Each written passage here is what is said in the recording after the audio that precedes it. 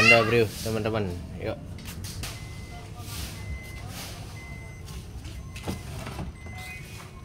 Oke teman-teman, di sini Honda Brio-nya ya.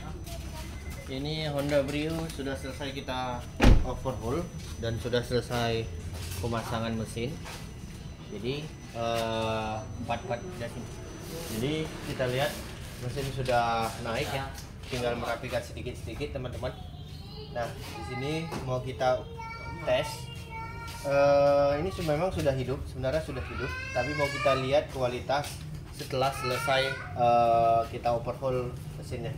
Yang kemarin ini nggak sempat kita video panjang ya, nggak sempat karena keburu cepet-cepet. Jadi video pendeknya aja mungkin di video yang lainnya. Jadi teman-teman, ini kemarin Jim yang ditarik dari jalan tol ya. Jadi sampai ke Medan kita starter ternyata, tapi kita nggak sempat untuk video ya, nggak sempat untuk video. Tapi karena suara mesinnya sudah parah kali, jadi kita untuk matikan langsung kita bongkar. Nah, ini mau kita tes hasil setelah bongkar mesin kita teman-teman.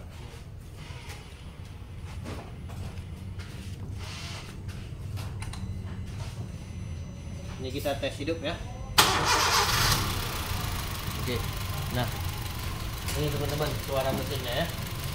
Jadi kalau kemarin sebelumnya suaranya parah, tak tak tak tak tak tak tak tak. Jadi kita pun nggak sempat hidupkan lama-lama, paling sekitar sekian detik saja karena suaranya parah. Kita langsung matikan. Jadi memang nggak sempat kita video ya. Jadi ini hasil setelah perbaikan kita, karena video-video sebelumnya sudah ada kita tayangkan juga ya. Apa saja yang kita perbaiki dan apa saja yang kita ganti teman-teman. Nah, ini mesin sudah naik dan sudah kita proses running. Jadi ini untuk pergantiannya khususnya di oli kalau setelah overhaul ini di 1000 km nanti kita suruh yang punya mobil ganti oli ya teman-teman. Jadi penyebabnya kemarin, penyebabnya apa sih Bang bisa Jim? Nah, penyebabnya seperti ini di sini teman. Jadi perhatikan di sensor VTEC. Nah, ini ada sensor VTEC di dalam ini. Ini sensor VTEC ini ada karet ataupun ada o-ring karet packing sensor VTEC-nya. Nah, dari situ bocor. Jadi bocor deras, tapi konsumen kita tidak memperhatikan indikator lampu oli ya, nggak memperhatikan indikator lampu oli, makanya oli sangat banyak berserak dan habis. Jadi sempat oli habis, makanya mobil ini bisa nge-jim teman-teman. Jadi buat teman-teman selalu perhatikan indikator oli, indikator air, temperatur. Jadi kalau mobil sekarang tidak ada jarum temperatur, tapi dia lampu ya, sensor ya. Nah, ini kita lihat prosesnya. Ini extra fan radiator sudah hidup. Nah, kembali lagi mati ya teman-teman. Nah, ini kita video terus ini. Nah, ini proses running kita. Ini kita biarin fungsi running ini untuk mengetahui suhu temperatur mesin udah normal, ke lanjut oli ada kebocoran. Nanti ini kita test drive ya teman-teman. Kita test drive, kita pastikan lagi tidak ada oli yang bocor dan air yang bocor, dan suhu temperatur normal. Ini kita tes dulu yang lainnya untuk AC nya dan untuk yang lainnya seperti ini teman-teman. Nah, ini kita hidupkan AC ya. Untuk AC berfungsi extra fan-nya hidup ya. Jadi kalau kita matikan seperti ini, nah kita tes yuk untuk AC-nya hidup nggak. Jadi ini minyaknya rest teman-teman. Jadi cek engine pun normal ya, tidak ada yang menyala.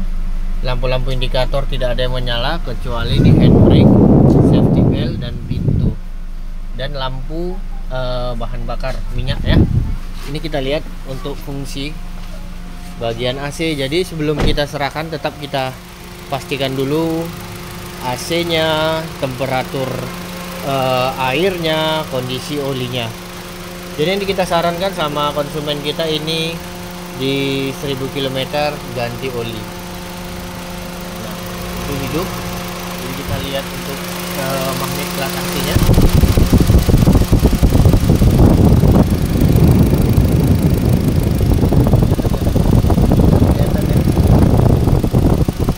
Tidak kelihatan teman-teman, cuman kita rasakan dari sini aja. Nah nih, pipa AC ini dia dingin, berarti AC bekerja dan kompresor hidup ya. Nanti kita tes drive sekalian teman-teman, kita lihat kondisinya.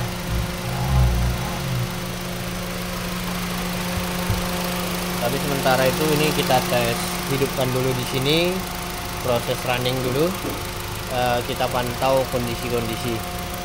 Kita lihat lagi apakah ada oli-oli bocor teman-teman. Lihat.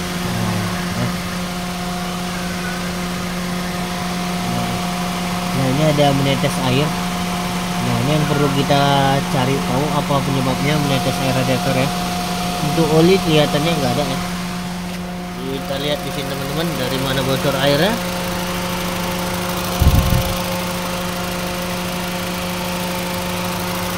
Oke, nanti kita cek sekalian ya.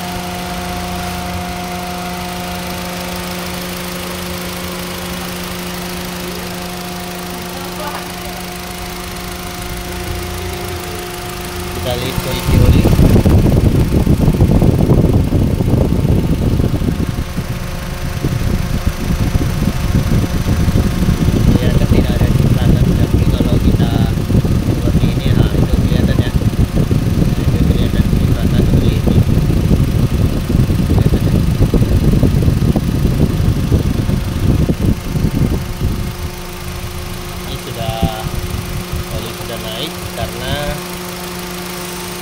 Di sini kita cek satu hal lagi yang perlu kita cek di sensor VTEC-nya.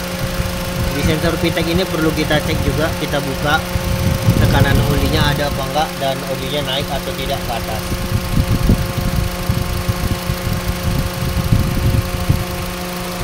Nanti tinggal finishing, proses perlengkapan bracket baterai dan tutup ini nanti kita cari, karena ini baru hidup ya.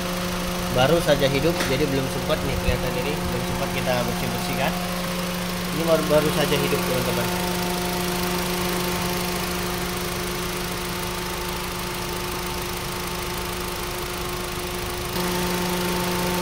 Ya.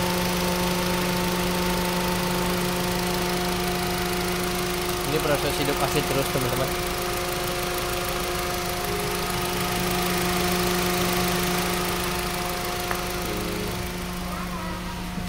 Lihat lagi kondisi ini kilometer 143. Jadi satu hal lagi saya mau cerita teman-teman, di sini kondisi mesinnya, piston sudah oversize 0,50 ya. Piston sudah oversize 0,50, berarti mungkin sudah 2 kali bongkar. Kalau sama saya karena gym mentalan habisnya oli. Jadi saya bongkar. Jadi saya lihat ternyata udah oversize 50. Jadi mungkin mobil ini sudah pernah, bukan mungkin ya, memang sudah pernah di overhaul. Tapi di kilometer 104 berapa nih teman-teman? 104.303. Nah, apakah benar odonya saya juga tidak tahu ya. Tapi kondisi sekarang ya seperti ini. Jadi kalau untuk kita matikan AC dulu. Kita matikan mesin, on. Oke, cek engine mati ya teman-teman. Cek engine mati dan RPM di 800. Hidup AC ya 900 teman-teman ya, nggak sampai 1000 ya. Jadi ini hasil bongkar kita teman-teman, hasil bongkar perbaikan kita untuk unit Honda Brio. Terima kasih teman-teman yang sudah dukung dan pantau terus video kita. Kita di sini hanya berbagi kegiatan, berbagi ya hal-hal kegiatan yang kita kerjakan dan edukasi buat teman-teman. Kalau banyak yang tanya, bang, lokasi bengkel di mana? Lokasi bengkel kita Jalan Gaperta Ujung, Gang Baru, Medan Helvetia, Kelurahan Tanjung Gusta. Jadi di situ lokasi bengkel kita. Tepatnya kalau di Google cari saja Graha Servis Mobil, Jalan Gaperta Ujung, Gang Baru ya teman-teman. Terima kasih yang sudah support video kita, terus yang like dan subscribe-nya. Terima kasih banyak buat teman-teman. Tanpa kalian akun kita tidak akan berkembang. Terima kasih, sampai jumpa.